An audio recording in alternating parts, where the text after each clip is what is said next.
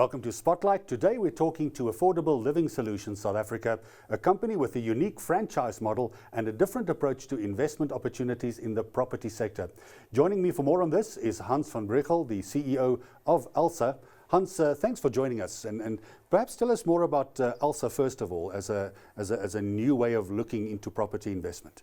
Yeah, ALSA stands for Affordable Living Solutions Africa, as you say. So you see already we look for affordability, sustainability and environmental friendly. So we focus on the low end of the affordable market, and what we see is that there is a massive backlog in that market.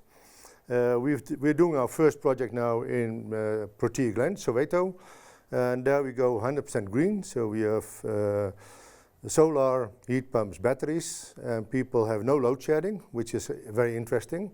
And what we see, because the backlog is so massive, we will never do it on our own.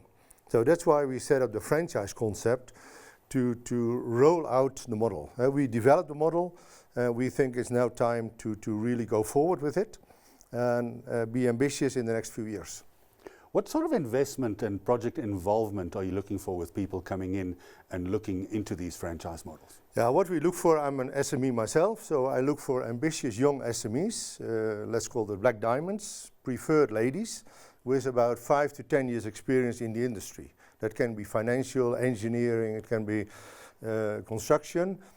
We think that if they are ready for the next step to become more entrepreneurial, we can give them a home of entrepreneurship, and together we can build a brand, and together we can do just little bits in this housing backlog.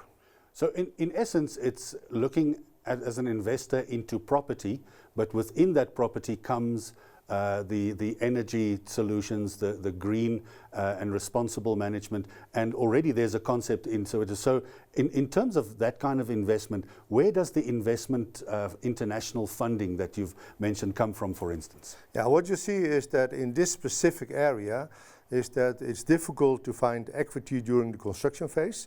So end user finance, people can get end user finance. Real building for the school teacher, the nurse, so they can buy the first house and be financed by the commercial banks. But you see in the development phase and the construction phase, equity is difficult sometimes. And we can support that with overseas equity, which we bring together. And that can support our franchisees. So you're already rolling out in Soweto, and it's already a shining model for the kind of the new way someone can look. The old days of actually going and trying to get millions together to buy a massive building and then renovate it, those days are over, because these days it's all about being at the starting level, getting in, and then how does someone go about then being part of this, and how are you rolling out, and how do you see it rolling out in future? Well, what we see is it starts with land. So you look for land opportunities, and so the franchisee has to start to look for land opportunities. We assist in the due diligence. Then you want that land is ready to develop. So next question, bulk service, electricity. Electricity for us lesser a problem, because we are in principle self-sustaining. And we think with this business model, we can go faster through the whole development phase, which is always a complex phase. And why are you particularly looking at women, as a possible franchise? Is it and many investment classes and people looking for investors are looking for certain kind of people, because there's a certain kind of person that is more suited to a certain kind of investment. Yeah, well, what you see, and I think is global, I see it even in my own family. My daughter is a bit more ambitious than my sons, to be honest. And I think the next decades are for girls and ladies, because you see at universities they are more ambitious. And we think they must play a major role. They can play a major role. They're not strong represented in this industry, so we think there's a good chance. And of course, don't get me wrong, if there is a very smart young entrepreneur, don't say no to him. But we have a slight preference. We see that we are building for the middle class. The middle class must stabilize the country, and the women play an important role in that. In terms of people coming forward and saying, "I'd like to invest as a franchisee, or as an investor, or maybe just try and get some funding to be part of another group that sets something up. How do you help navigate that process? Yeah, so what we do, we have a threshold, so we ask a one-time step-in fee. We don't ask a monthly or a yearly fee. We want to have a step-in fee that people take it really seriously.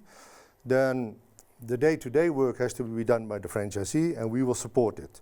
We will support with due diligence, with the contracting, with the decision-making. And once we have said, okay, now we can start construction, we start selling off plan.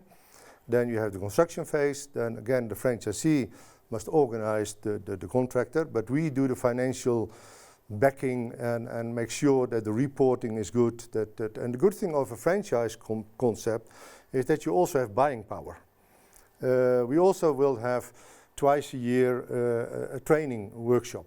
And one time it will be about finance, the other time will be about new construction materials. So as a group, you will be stronger. And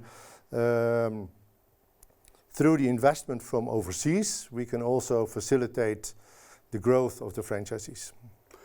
So you're already established in Soweto, how do you see the rest of the project rolling out? Is this something you see nationwide in South Africa, possibly the rest of Africa, this model being something because of the construction and the energy emphasis of the projects? Yeah, we start in South Africa, so our ambition is to have in the next 15 months 20 franchisees. We think that in the Gauteng region there's availability for 7, 8 franchisees. We are active in the Northwest already because we still own land in the Northwest ourselves.